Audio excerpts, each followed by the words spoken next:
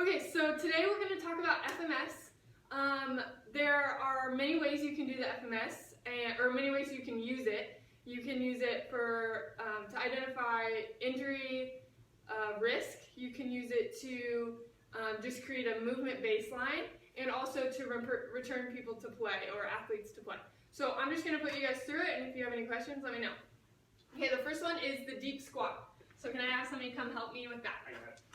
Got it? Yep. Alright, so I'm going to have you put this over your head. Put it right on your head, yep. You're going to have your arms at 90.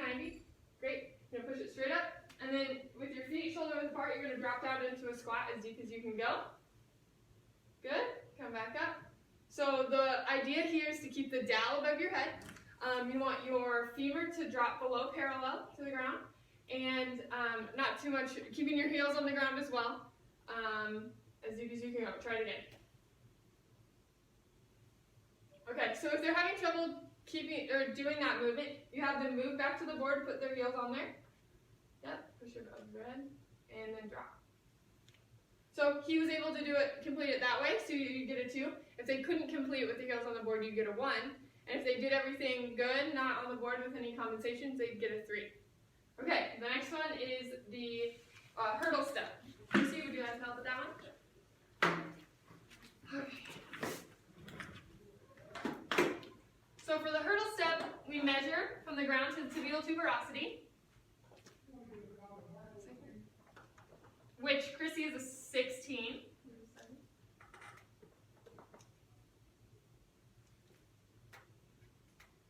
Okay, I'm going to have you stand with your toes to the board, feet together.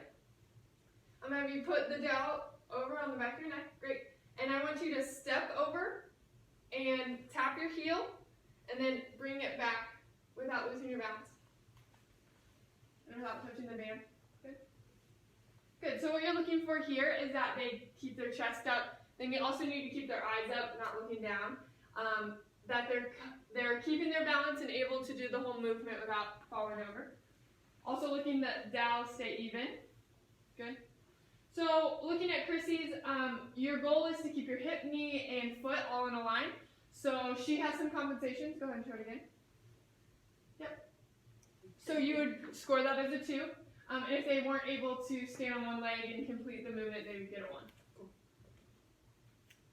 Okay, for the next one, we're going to do a lunge. Do you? You like to, Brian? Yeah. Okay, so on him, we're going to measure him as well.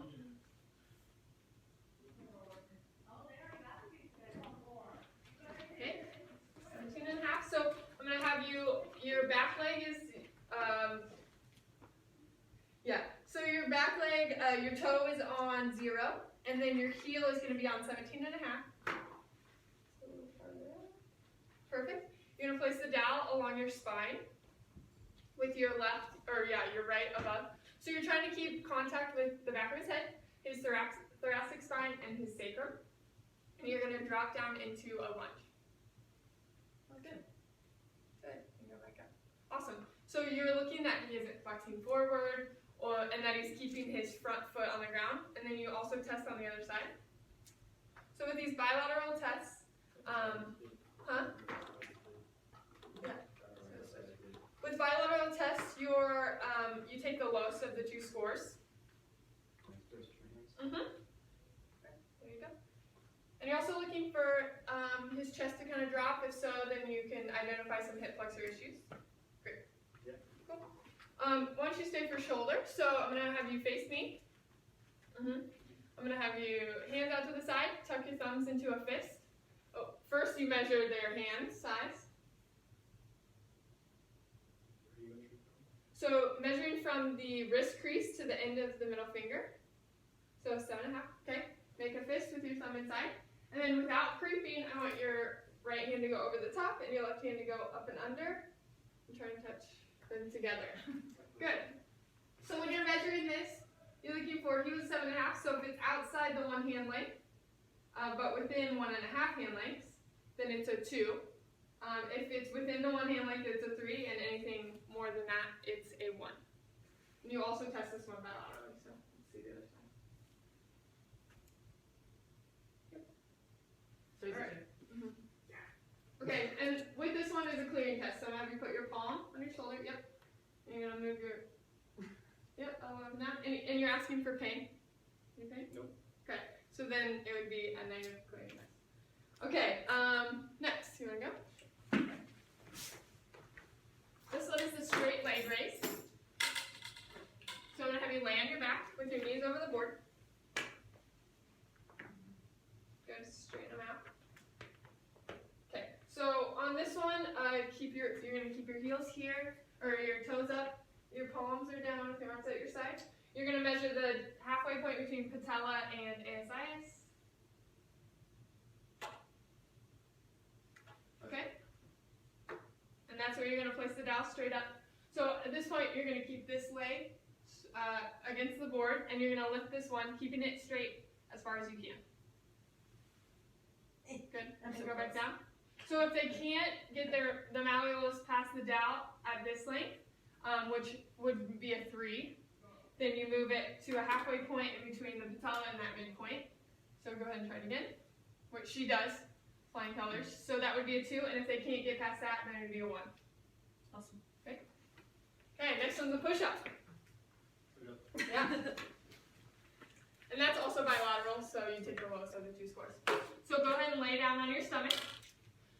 This one is based on female versus male. So males start at the eyebrow level. Yep. And then you're coming out to right there. And then I'm going to have you, curl your toes up and under.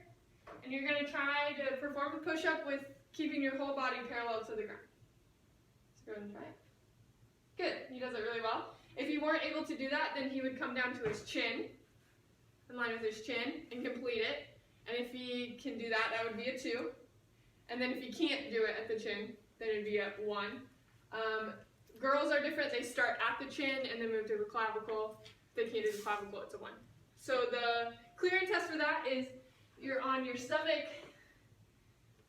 And what is this pose called for yoga? Upward dog. Yeah, something like that. You're looking for pain in their lower back. If you have any pain there. Okay, for the final one, Chris, you want to help me out? So you're going to be on your hands and knees over the board. Lengthwise, yep. So your thumbs are touching, your knees are touching, good. So the attempt for a 3 is going to be same side. You're going to flex your right arm and extend your right leg in a line. So the goal is to keep the center of your body over the board. She can't. So we're going to do an attempt at a 2. So you're going to do opposite arm, opposite leg. Good. And then come back in the middle and touch your elbow to your knee.